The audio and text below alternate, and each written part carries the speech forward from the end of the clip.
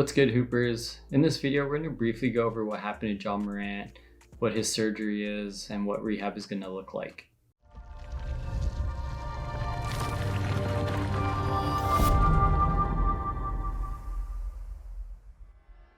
My name is Dr. Gabe Ignacio, Doctor of Physical Therapy, board-certified orthopedic clinical specialist, and co-founder of the Basketball Doctors. Like we mentioned in this video, we're going to go over what happened to Ja Morant, what his injury is, what that means, and then why he opted to have surgery and what his rehab is going to look like over the next 4 to 6 months, and why he's pretty much out for the season.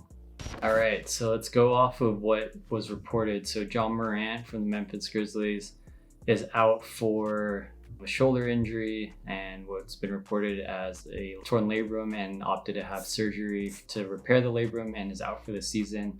So how did it all start? It started during a training day where he supposedly subluxed his shoulder. What is a subluxation? So subluxation is pretty much when the joint itself, which in this case is the humeral head and the glenoid, that's the articulating joint, pretty much got fully separated and then went back in. So when it gets fully separated, that's what we call a dislocation, where it stays out and it's fully separated from the articulating surfaces of that joint. And then a subluxation is pretty much when it dislocates and goes right back in. Why that's an issue, we saw it before with Steph Curry last year, is that when you have that injury, there's a lot of potential things that can happen when that joint goes out of its normal position. So you have a lot of ligaments in the area, you have a lot of muscles and tendons, you have the labrum, you have nerves, you have bony prominences that can all potentially be damaged or overstretched during that time. So usually what happens when you have that injury, an MRI is recommended because there's so many things and so many moving parts in the shoulder that we need to find out what exactly is going on to make sure this doesn't happen again. And it's very common when you have one dislocation or one subluxation for it to happen more frequently over time. And for Ja Morant's case, they felt that it was best for his career and his future to have the surgery now so that it doesn't become a reoccurring injury. And what was reported from the MRI, thankfully, was just a labrum tear. Where exactly it was, we do not know. And what the labrum is pretty much like a cartilage, or it is a cartilage that sits on the glenoid, which is the socket part. So the shoulder joint is a ball and socket joint. That's why it's so mobile, but requires a lot of stability that you get from passive and active structures. Passive being like the labrum ligaments and stuff like that, active being muscles, tendons. So what we want to find out when they did the MRI was the labrum was torn, and the labrum, like I was saying, is the cartilage that sits on the glenoid. And it pretty much increases the stability of the shoulder joint by creating like a deeper socket so that the humeral head can sit a little bit deeper and have more congruency, so that it provides a little bit more stability that way. So imagine like a suction cup, or like one of those suction cups that you place onto like a window or glass, where it kind of sucks in, uses pressure to keep it nice and stable. If you have a little bit of a tear or things aren't quite as, that cup isn't as good as it needs to be, it starts to slide off. That's essentially what happens when the labrum is torn, is that the one thing that gave it a lot of stability can't quite do its job, so that the shoulder is inherently a little bit more unstable than it needs to be. On top of that, the labrum acts as like a lubrication for the joint, so it allows for smooth movement from the articulation of the humeral head and the glenoid so that it can move the way it needs to.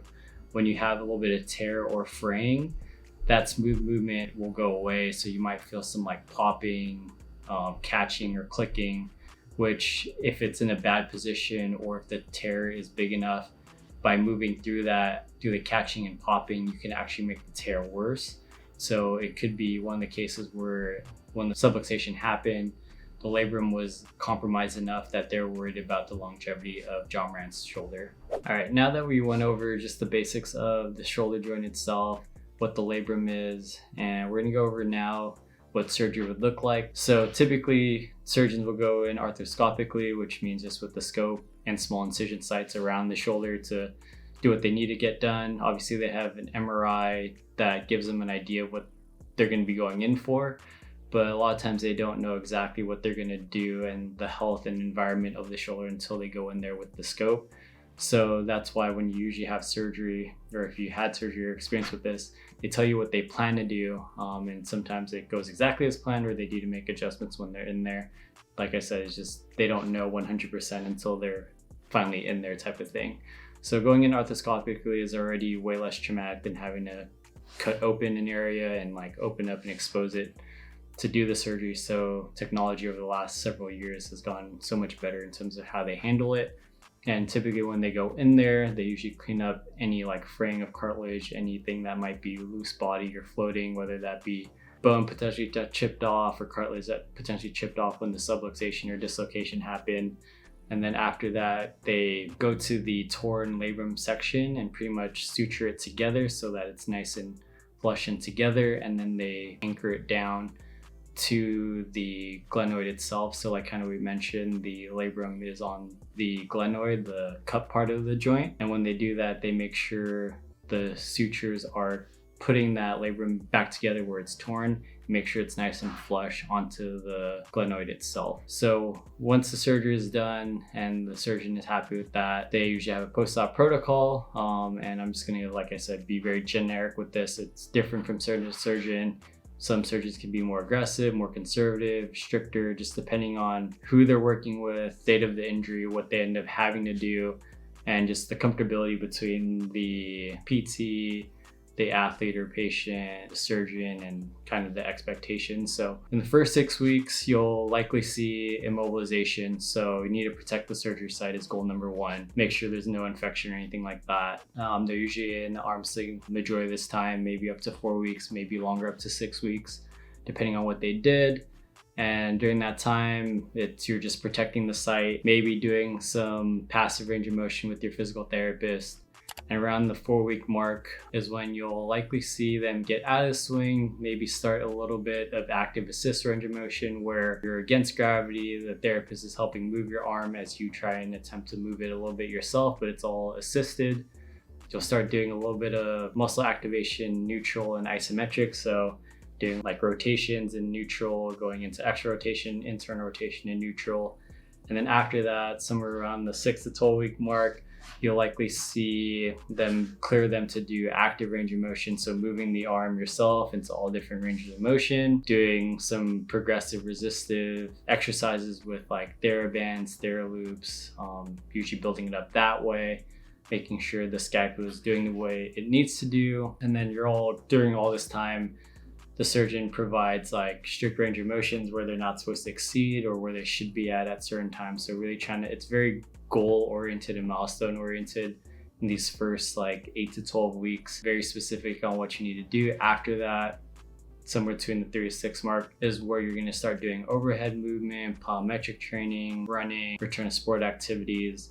So for Ja Morant's specific case and for people who have this surgery, you expect them to start returning to activity, returning to practice or lifting around that 4-month mark, and then hopefully progressing up to returning to sport around the 6-month mark. So that's what to expect with this surgery and kind of Ja Morant. So that's why with when he had the injury and when he had surgery, he's looking at like a 6-month recovery.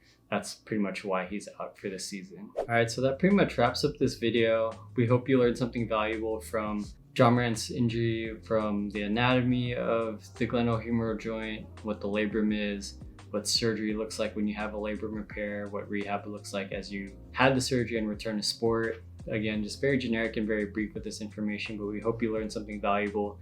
If you did, please like, subscribe, comment below. If you have any questions, let us know down below. If you want to work with us, we are taking clients in Los Angeles and Orange County. If you want to work with us online, just let us know. Send us an email at info@thebasketballdoctors.com. Like always, we are the Basketball Doctors. Let's ball for life.